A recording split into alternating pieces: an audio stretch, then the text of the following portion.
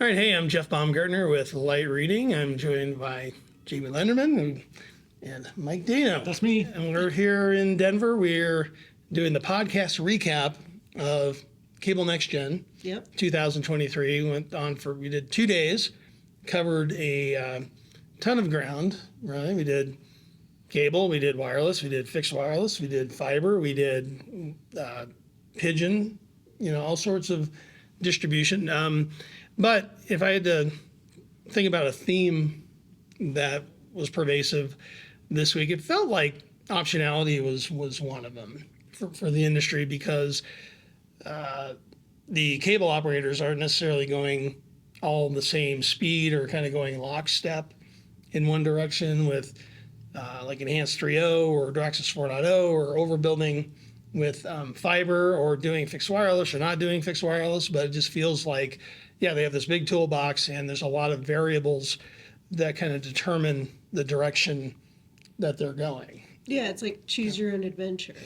Yeah, like those books. Yeah, Exactly. Yeah. So there's lots of options there, and and I think the other interesting thing to point out is there was a few people that wanted to not be called cable operators anymore. Where I think some were saying broadband service providers is a term they want to go. It's like we're all kind of lumping it together. Yeah. Right. They don't want to be distinguished with cable. Maybe in some ways, I think cable kind of has this stigma to it, maybe in some ways, and if you look like way back at its history and everything, I think they've, as an industry, done a lot better lately. But the direction has been to kind of steer away from that term, whether it's an organization or it's not company. Comcast, it's Xfinity, and it's not Charter, it's Spectrum. So I think it's not Cable One was not here, but Sparklight. Mm-hmm. Right, and then some of the organizations, the NCTC is the national. Think about it now, the National Content and Technology not cable Cooperative. And cable and television's out of there. Right. Kind of strategically, the difference. And Tom Williams at Schurz spoke on a couple panels, and I thought his keynote was interesting, where he was kind of bringing up that cable term, and so it kind of made me think, well, do we have to change the name of our conference now? I don't know. I'm going to have to talk to Alan Brosnick about that. Yeah, we'll put that in Alan's hands. Mm-hmm. Yeah. We should call it the Baumgartner Palooza. The Balmy Palooza, Does that work? That sounds good. Yeah, why not? That sounds really good. Yeah, but we got to figure out how to get Jaimie in there, and you and Alan. We'll come up with something. Yeah. We'll come up. We have a few months to figure it out. The other big news, we didn't have a bomb cyclone that we had in 71 degrees outside right now. Yeah, and no sideways snow. The city didn't shut down, so a bonus, I guess. I would definitely call that a bonus. Yeah. But it's supposed to snow tomorrow. Well, naturally. So, all good things must come to an end. Yeah, exactly. You go 70, this is Denver, 71, you got beach weather, next day you're shoveling snow. So exactly. That's how it works.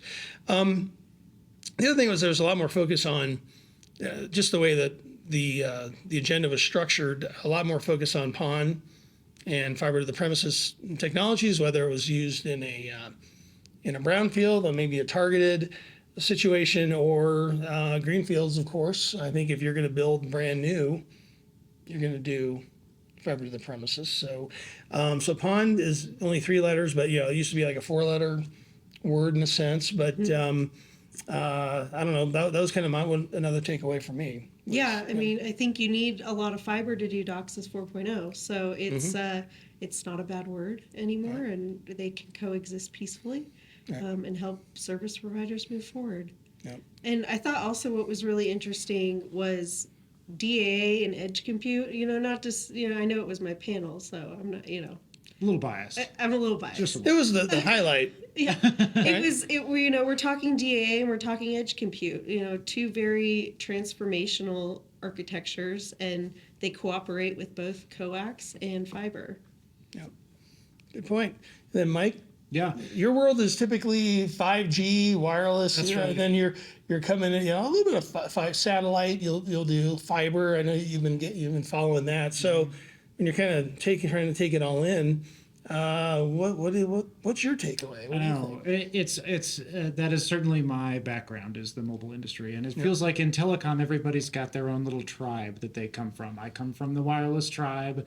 You're more of the cable tribe, but it's certainly there's the lines between all those services are getting pretty blurry now. You know, with companies owning multiple different kinds of networks, owning cable networks and wireless networks, or you know, services that are being integrated together to offer in-home broadband and wireless over wireless connection, or you know, the cable companies offering wireless. Like the lines are getting blurry. And what I think is interesting, you mentioned about how cable operators are choosing. There's a lot of optionality. They're sort of going in different paths now, which I think is interesting because that's kind of what is happening in the wireless industry too. Is that not all of the operators are doing they're not all moving in lockstep as they have in the past. Sometimes there's operators that are choosing different vendors and choosing different network designs and maybe moving on Open RAN a little Open bit RAN faster. versus not.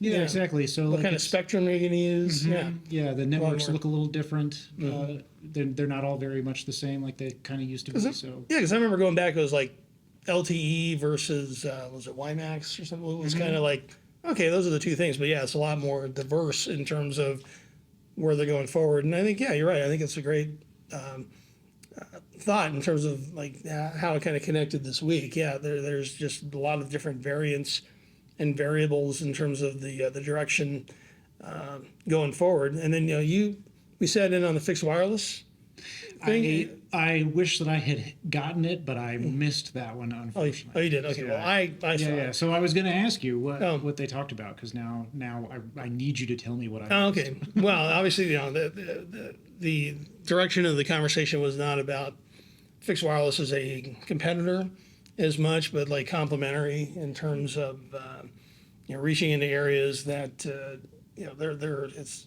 cost prohibitive maybe right now to reach with fiber or even extend your HFC plant if you've got that. And a lot of variation on the type of spectrum that they're going to be using to deliver it. So definitely more of a complementary aspect for fixed wireless, but again, choose your own adventure. Yeah, I think there was a little bit of opinion on the panel about how much capacity wireless networks can really handle with fixed wireless.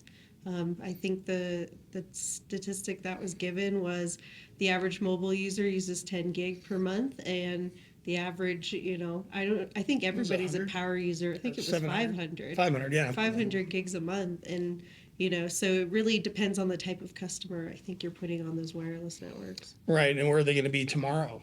Exactly. Down the line, it's like, okay, even if you can hit what most people want now, 5-10 years from now, who knows? Where they're going to be, but I think that's been the kind of considered the Achilles heel of fixed wireless. But right now, yeah, it's having a moment, and it's still a lot of growth. And Sue Merrick, who moderated that panel, has Verizon at home, and she's pretty happy with it. Yeah.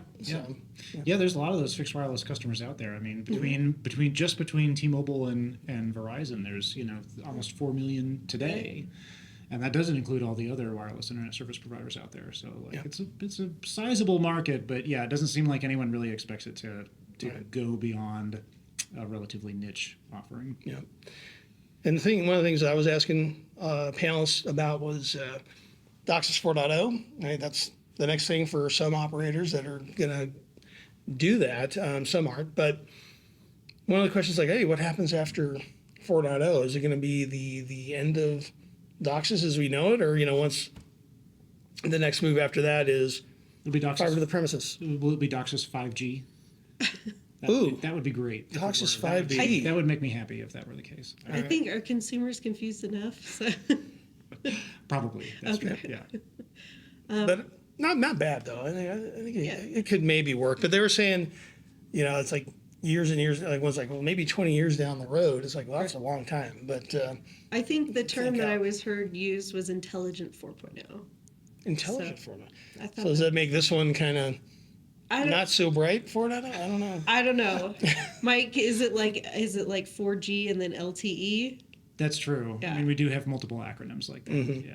Yeah, that's true. So okay, well, we'll see where that goes. I think one of the points that was made is like if you do something beyond, if you're going like the 3 gigahertz or something Right. with 4.2 or something, it's going to require a little bit of an innovative change, or some sort of big innovation because of the power issues and everything. So anyway, well, that was more of a crystal ball thing for everybody. And then we had Lou Borelli and CTC did a video recorded interview with Alan.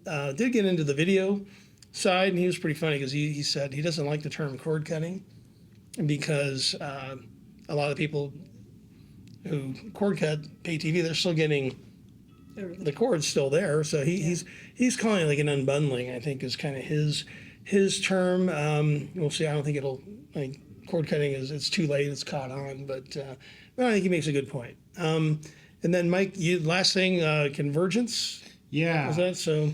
Pretty interesting This stuff. is like one thing that this industry is being pretty active with. I think so too. I moderated a panel about convergence, and one of the speakers was from GCI, the a network operator in Alaska, and they operate all different kinds of networks. He said they've got satellite services, they have Wi-Fi, in-home Wi-Fi, they've got wireless, cable, and fiber that they all operate. That company operates all of those different kinds of networks in Alaska, and so I thought he had a really good view about like where are things headed, and he talked about the steps that they're making toward convergence. One of which is that they sell CPE that has wireless in it.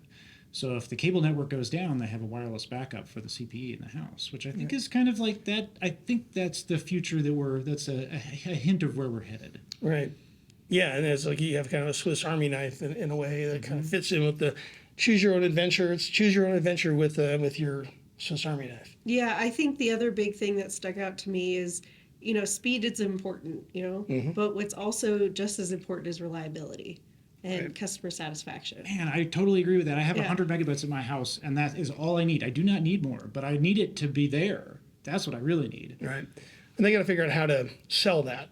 Yeah. Right. Because Yeah. it's like Right. they've been so focused on this many megabyte or megabits, this many gigabits. I'm faster than you. And I think it is a trap that they're in. They got to figure out a way out, and it's about reliability. It's like how do you sell that? Yeah, into really. your What product? price is reliability? How much extra do you pay per month to get Right. what you should already be getting? Yeah. Really. Yeah. So it's gonna be a little bit of a challenge, But Tom talked about that. So we covered. It was a ton of ground, right? I mean, we didn't even capture everything in just that. There was a lot of other stuff going on, but I think that's where we're going to leave it for this podcast recap of Cable Next Gen 2023. So we'll be seeing you soon.